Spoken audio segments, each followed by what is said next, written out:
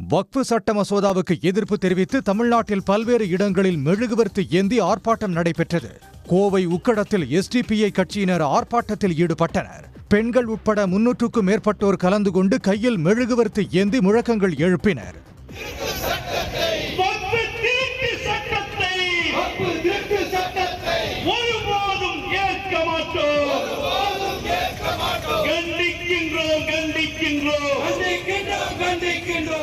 இஸ்லாமியர்களின் உரிமையை பறிக்கும் இந்த மசோதாவை கண்டித்து திண்டுக்கல்லில் காங்கிரஸ் கட்சியினர் கையில் மெழுகுவர்த்தி ஏந்தி ஆர்ப்பாட்டத்தில் ஈடுபட்டனர். மாநகராட்சி அலுவலகம் அருகே நடந்த ஆர்ப்பாட்டத்தில் மசோதாவை மத்திய அரசு உடனடியாக திரும்பப் பெற வேண்டும் என வலியுறுத்தப்பட்டது. வருகிற 6ஆம் தேதி பிரதமர் நரேந்திர மோடி ராமேஸ்வரம் வர உள்ளதை அடுத்து பாம்பன் பாலம், கோயில், பொதுக்கூட்டம் நடைபெறும் இடங்களில் சிறப்பு பாதுகாப்பு குழு அதிகாரிகள் ஆய்வு மேற்கொண்டனர். ராமேஸ்வரம் அடுத்த பாம்பனில் சுமார் 550 கோடி ரூபாய் மதிப்பில் புதிய ரயில் செங்குத்து தூக்கு பாலம் கட்டப்பட்டுள்ளது. இதனை பிரதமர் நரேந்திர மோடி திறந்து வைக்கிறார். இதையொட்டி பாம்பன் பாலம், கோயில், பொதுக்கூட்டம் நடைபெறும் இடம் உள்ளிட்ட பகுதிகளில் சிறப்பு பாதுகாப்பு குழு அதிகாரிகள் ஆய்வு நடத்தினர். விழுப்புரம் மாவட்டத்தில் சுவைக்காக ரசாயனம் கலந்த தர்பூசணி விற்பனை செய்யப்படவில்லை என்றும் மக்கள் அச்சமின்றி வாங்கி சாப்பிடலாம் என்றும் மாவட்ட உணவு பாதுகாப்பு அலுவலர் தெரிவித்துள்ளார். ஊசி மூலம் தர்பூசணியில் ரசாயனம் கலந்து விற்பனை செய்யப்படுவதாக புகார்கள் எழுந்தன.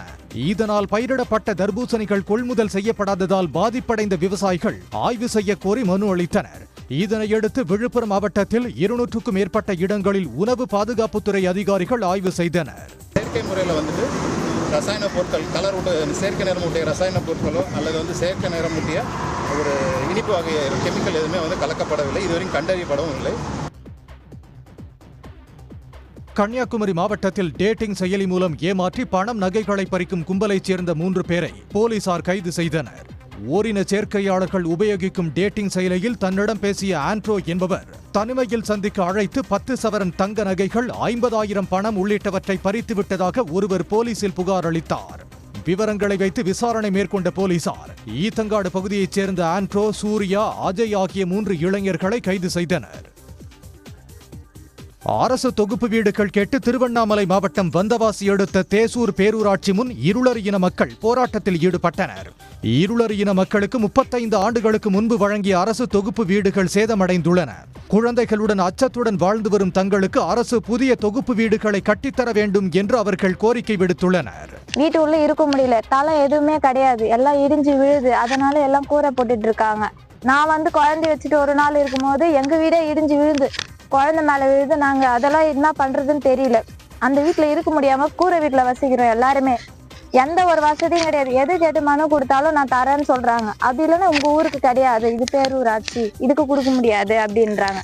ஊர்வலமாக சென்ற இருளர் இன மக்கள் தேசூர் பேரூராட்சி முன் தர்ணா போராட்டம் செய்து முழக்கமிட்டனர். விருதுநகர் மாவட்டம் வெம்பக்கோட்டை அருகே நடைபெற்று வரும் அகழாய்வில் தங்கத்தாலான மணி கண்டுபிடிக்கப்பட்டுள்ளது. இதுகுறித்து எக்ஸ் வலைத்தளத்தில் அமைச்சர் தங்கம் தென்னரசு பதிவிட்டுள்ளார். விஜய கரிசல்குளம் மேட்டுக்காடு பகுதியில் 3ஆம் கட்ட அகழாய்வு கடந்த ஜூன் 18ஆம் தேதி முதல் நடைபெற்று வருகிறது.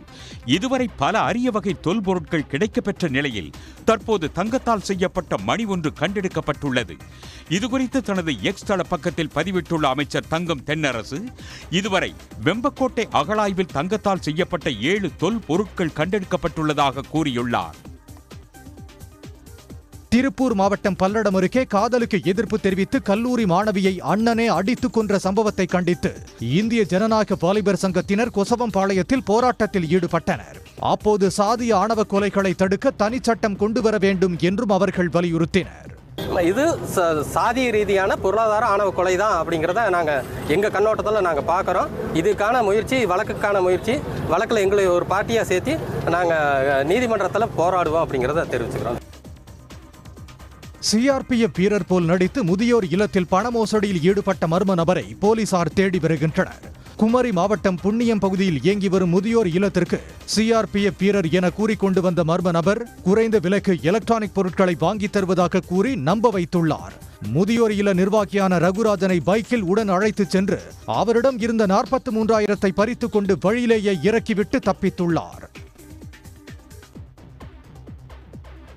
நாடு முழுவதும் அத்தியாவசிய மருந்துகளின் விலை உயர்ந்திருப்பது மக்களை பெரிய அளவில் பாதிக்காது என்றாலும் ஆன்லைன் மூலம் அதிக விலைக்கு விற்கப்படலாம் என்பதால் மக்கள் விழிப்புடன் இருக்க வேண்டும் என மருந்து விற்பனையாளர்கள் சங்கத்தினர் கேட்டுக் கொண்டுள்ளனர். கருக்கலைப்பு மாத்திரைகள் மட்டுமின்றி ஏராளமான மாத்திரைகள் மருந்துகள் ஆன்லைன் வர்த்தகங்கள் மூலமாக மிக அதிக விலைக்கு விற்கப்படுகிறது. அல்லது சில மருந்துகள் கிடைக்காத மருந்துகள் எங்களிடம் கிடைப்பதாக கூறி சில ஆன்லைன் வர்த்தக நிறுவனங்கள் விளம்பரப்படுத்தி அந்த மக்களிடமிருந்து பணத்தை பெற்றுக்கொண்டு அதற்கான மருந்தையும் அவர்கள் கொடுப்பதிலே மக்கள் ஏமாற்றப்படுகிறார்கள்.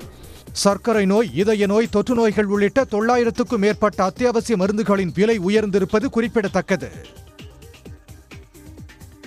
செங்கல்பட்டு மாவட்டம் மதுராந்தகம் அருகே சின்ன வெண்மணி கிராமத்தில் 10 ஏக்கரில் விளைந்துள்ள தர்பூசணி மற்றும் முலாம்பழம் அறுவடைக்கு தயாரான பின்னரும் வியாபாரம் ஆகாததால் விவசாயிகள் பெரும் ஏமாற்றமடைந்துள்ளனர். விளைந்த பழங்கள் நிலத்திலேயே அழுகும் நிலை ஏற்பட்டுள்ளது. இதனால் ஏக்கருக்கு 70,000 ரூபாய் வரை இழப்பு ஏற்பட்டதால் விரக்தியடைந்த விவசாயிகள் பழங்களை சடலம் போல் அடுக்கி மாலையிட்டு ஒப்பாரி வைத்து துக்கத்தை வெளிப்படுத்தினர்.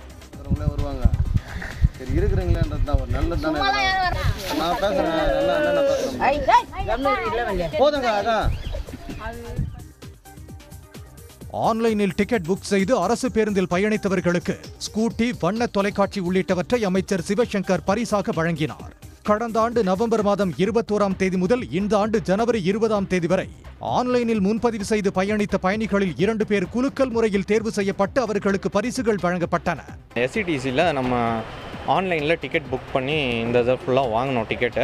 அந்த லக்கி ட்ராவில் நம்மளுக்கு செகண்ட் ப்ரைஸ் வந்தது டிவி. அதனால நமக்கு ரொம்ப ஹாப்பி சார். கவர்மெண்ட் இது மாதிரி ஃபெசிலிட்டிஸ்லாம் கொண்டு வராங்க. இன்னும் மேபி ரொம்ப இம்ப்ரூவ்மெண்ட் கொண்டு வராங்க. அதனால் எல்லோரும் யூஸ் பண்ணலாம், எல்லோரும் இது மாதிரி வெற்றி பண்ணணும் சார். முன்னதாக பல்லவன் போக்குவரத்து பணிமனையில் நீர்மோர் பந்தல் மற்றும் நடத்துனர், ஓட்டுநர் இளைப்பாறுவதற்கு ஏசி வசதி கொண்ட அறையையும் அமைச்சர் திறந்து வைத்தார். உடனுக்குடன் செய்திகளை தெரிந்து கொள்ள சன் நியூஸ் பெல் ஐகானை கிளிக் பண்ணுங்க.